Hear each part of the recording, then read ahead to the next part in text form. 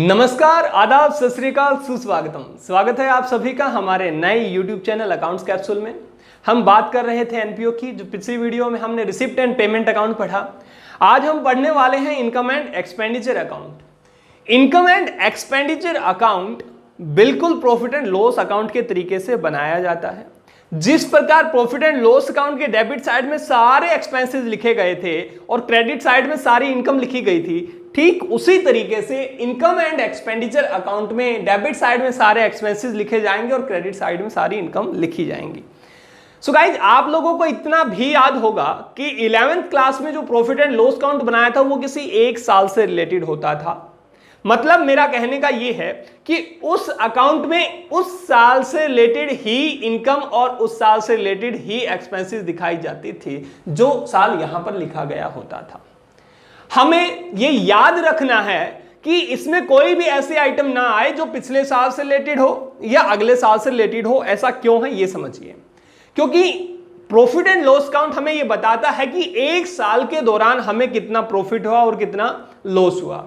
इसमें हम पिछले साल वाली कोई इनकम नहीं लिखेंगे और अगले साल वाली कोई इनकम नहीं लिखेंगे। ऐसे ही पिछले साल का कोई एक्सपेंसेस नहीं लिखेंगे और ना ही कोई अगले साल के लिए जो हमने एक्सपेंस अभी कर दिया, एडवांस में कुछ पेमेंट कर दी, वो नहीं लिखेंगे। मेरी बात क्लियर हो गई होगी गाइस। जब हम आगे कुछ बात करते हैं, देखिए हमने जैसे प्रॉफिट एंड लॉस अकाउंट में पढ़ा था टू रेंट, हमने रेंट लिखा, एक्सपेंस है हमारा, और मैंने यहां लिख दिया 25,000 और कुछ एडजस्टमेंट होती थी। वो हम एडजस्टमेंट कुछ इस तरीके से करते थे, आउटस्टैंडिंग रेंट, जो कि 11th क्लास में आपने पढ़ा था। हमने यहां दिखाया था 5,000 रुपीज। एडजस्टमेंट वाले चैप्टर में सर कुछ इस तरीके से एडजस्टमेंट होती थी, फाइनल अकाउंट हम बनाते थे, 30,000 हम दिखाते थे। ऐसा क्यों होता था ये समझिए। वजह यही है कि हमने केवल इस साल के एक्सपेंसेस को दिखाना है और इस साल की इनकम को दिखाना है। ये 25,000 रुपए वो रेंट है जो हमने पे कर दिया है और ये 5,000 रुपए वो रेंट है जो अभी हमने पे नहीं करा है लेकिन है इसी साल का। तो समझिए टोटल जो इस साल का हमारा रेंट का खर्चा है वो 30,000 रुपए है। यहां से एक चीज क्लियर आपको हो गई होगी कि हमने इनकम एंड एक्सपेंडिचर अकाउंट में सारा खर्च लिखना है, उस साल से रिलेटेड होना चाहिए, उसी साल का होना चाहिए, अगले साल का नहीं होना चाहिए, और चाहे वो हमने पे करा है चाहे वो नहीं पे करा है। इस साल का टोटल खर्च जो था वो 30,000 था, हमने 25,000 इस साल पे कर दिया, 5,000 अब भी बकाया है, तो हम वो भी दिखाएंगे। मतलब सर बकाया भी दिखाया जाएगा इस साल का और इस साल का जो पे कर दिया वो भी दिखाया जाएगा। ये वाली बात आपको समझ आ गई होगी। सेम इसी तरीके से अगर मैं इनकम की बात करूं, जैसे मैं बात कर लेता हूं कमीशन की, कमीशन, और कमीशन में इस साल जो भी हमें कमीशन मिला, मान लिया हमने 15,000 रुपए इस साल कमीशन कैश में ले चुके हैं, तो ये 15,000 रुपए वो हैं जो हमें मिल चुका है। इसके अलावा अगर जो इस साल का कुछ कमीशन है जो हमें नहीं मिला है तो हम यहां ऐड कर देते थे बेटा, ऐड कर देते थे। मैं यहां आउटस्टैंडिंग कमीशन लिख देता हूं, अभी भी बकाया है, अभी भी हमें मिलना बाकी है। एक्रूड कमीशन भी इसको हम बोल सकते हैं बेटा। जैसे मैं यहां लिख देता हूं 10,000 रुपए, ये है इसी साल का, मतलब टोटल हमारे इस साल का जो कमीशन है वो 25,000 रुपए है। 15,000 रुपए हमें मिल चुका है, 10,000 रुपए हमें नहीं मिला है। हमने इस साल का टोटल पेमेंट और इस साल का टोटल इनकम हमने देखना है, चाहे वो हमें मिला है चाहे नहीं मिला है। अगर मैं बात करूं रिसिप्ट एंड पेमेंट अकाउंट की, तो रिसिप्ट एंड पेमेंट अकाउंट में आपने ये समझा था कि वहां पर केवल कैश के ट्रांजैक्शंस को ही रिकॉर्ड किया जाता था। मतलब सर कैश में जितना आया वो लिखा जाता था। आपने यहां जो 25,000 लिए हैं ये असल में आपने रिसिप्ट एंड पेमेंट अकाउंट से ही उठा करके लिखे हैं कि इस साल का रेंट जो है वो हमने पे कर दिया 25,000 रुपए, तो ये आपने कैश में पे करा होगा। लेकिन ये वाली जो आइटम है ये आपको कहां लिखी होंगी, ये रिसिप्ट एंड पेमेंट अकाउंट में नहीं लिखी होंगी बल्कि ये एडजस्टमेंट में लिखी होंगी नीचे। तो आप समझने की कोशिश करो कि इनकम एंड एक्सपेंडिचर अकाउंट हमारा दो आइटम्स की मदद से, या मैं कह सकता हूं कि दो चीजों की मदद से बनाया जाएगा। सबसे पहला जो हमारा आइटम है वो है रिसिप्ट एंड पेमेंट अकाउंट। सबसे पहले हम रिसिप्ट एंड पेमेंट अकाउंट को देखेंगे, उसके बाद रिसिप्ट एंड पेमेंट अकाउंट के नीचे कुछ एडजस्टमेंट दी होंगी। इन दोनों की मदद से ही हमारा इनकम एंड एक्सपेंडिचर अकाउंट बनाया जाएगा। ये बात आपको गाइस बहुत अच्छे से समझ आ गई होगी। अब हम बात करते हैं आगे कि रिसिप्ट एंड पेमेंट अकाउंट में हमने हर तरीके की रिसिप्ट लिखी थी, चाहे वो रिवेन्यू रिसिप्ट हो या कैपिटल रिसिप्ट हो। रिवेन्यू और कैपिटल नेचर के आइटम के बारे में हमने इससे पिछली वीडियो में जाना था।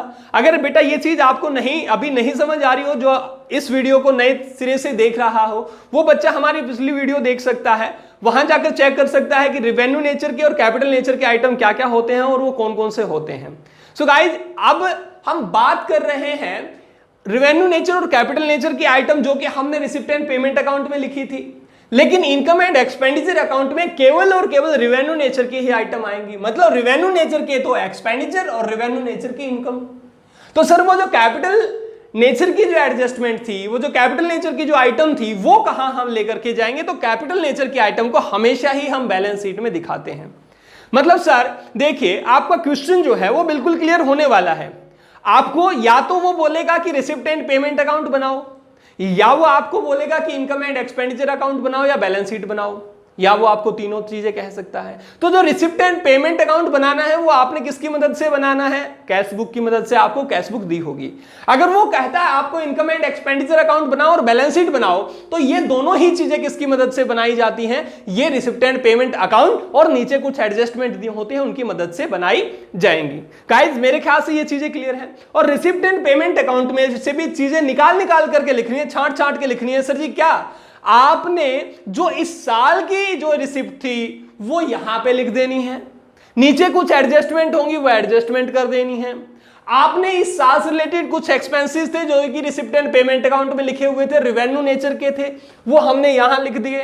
नीचे कुछ एडजस्टमेंट होंगी इससे रिलेटेड, वो कर देंगे। इसके बाद जो बचा हुआ है वो सारा का सारा रिसिप्ट एंड पेमेंट अकाउंट से हम कहां लिख देंगे? कैपिटल नेचर का आइटम है सर जी, बैलेंस शीट में लिख देंगे। मेरे ख्याल से ये वाली आइटम आपको बहुत अच्छे से समझ आ गई होगी।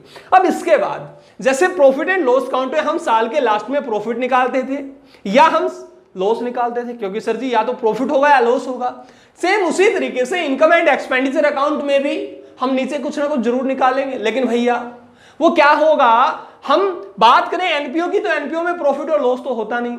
तो सर जी अगर ये इनकम वाली साइड हमारी ज्यादा आ जाती है किससे? हमने जो खर्च करे हैं उनसे, तो वो हमारा होगा सरप्लस, वो हमारा होगा सरप्लस।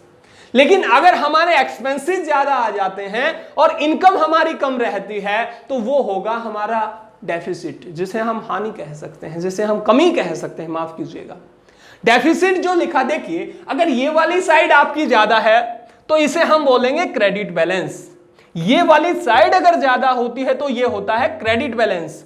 और अगर डेबिट वाली साइड में ज्यादा अमाउंट लिखी हुई है तो डेबिट में वो होगा हमारा डेबिट बैलेंस। क्लियर हुई बेटा?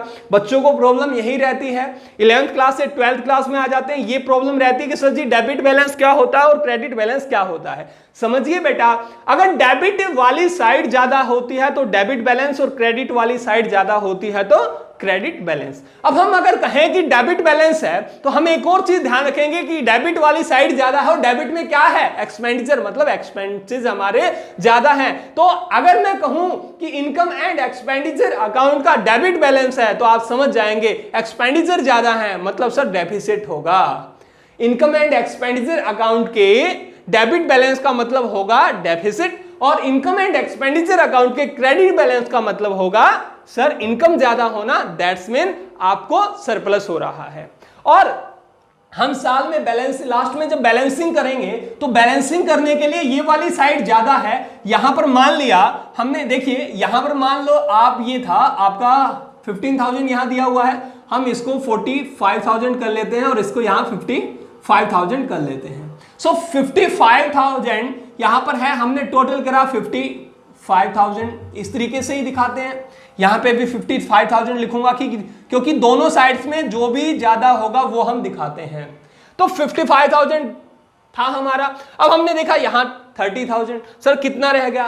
कितना रह गया सर? 25,000। अब क्रेडिट वाला बैलेंस था वो साल के लास्ट में यहां दिखाया जाता है सर, इस साइड में।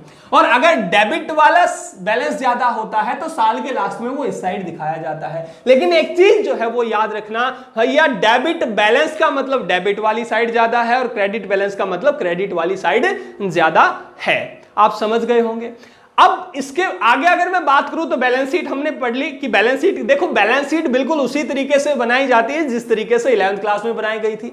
एसेट साइड और लायबिलिटी साइड, सर एक स्टेटमेंट होती है, अकाउंट नहीं होता, आपको ये चीजें बिल्कुल अच्छे तरीके से पता है।